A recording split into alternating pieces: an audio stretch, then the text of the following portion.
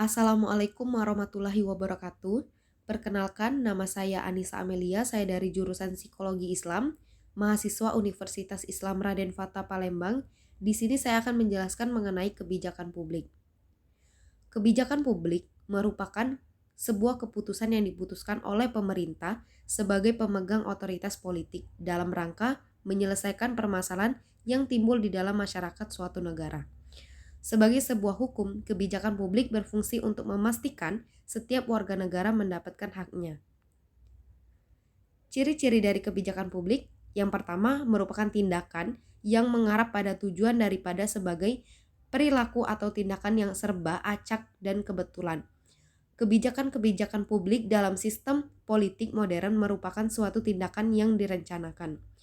Yang kedua, kebijakan pada hakikatnya terdiri atas tindakan-tindakan yang saling berkait dan berpola, yang mengarah pada tujuan tertentu yang dilakukan oleh pejabat-pejabat pemerintah, dan bukan merupakan keputusan yang berdiri sendiri.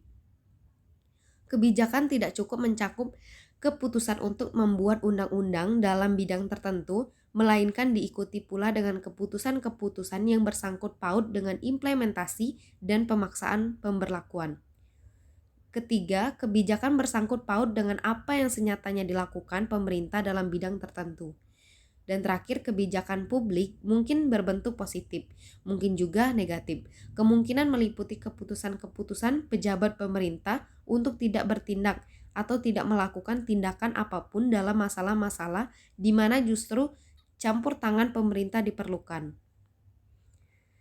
Jenis kebijakan publik, yang pertama kebijakan substansi versus kebijakan-kebijakan prosedural.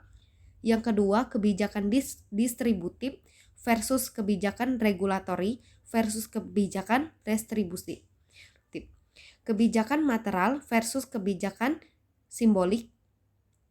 Dan keempat, kebijakan yang berhubungan dengan barang umum atau barang privat.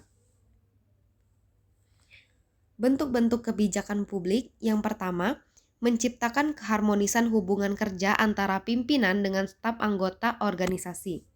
Yang kedua, menciptakan kemampuan memecahkan persoalan organisasi secara lebih terbuka. Ketiga, menciptakan keterbukaan dalam berkomunikasi. Keempat, merupakan semangat kerja para anggota organisasi dan kemampuan mengendalikan diri.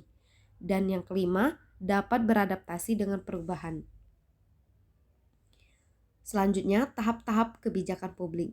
Yang pertama, tahap penyusunan agenda.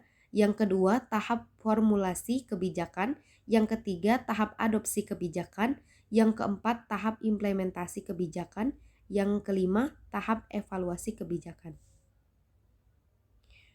Selanjutnya, faktor-faktor yang mempengaruhi pembuatan kebijakan publik.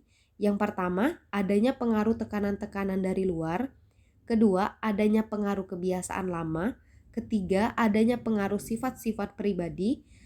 Keempat, adanya pengaruh dari kelompok luar. Dan kelima, adanya pengaruh keadaan masa lalu. Mungkin itu saja yang dapat saya sampaikan. Saya akhiri. Wassalamualaikum warahmatullahi wabarakatuh.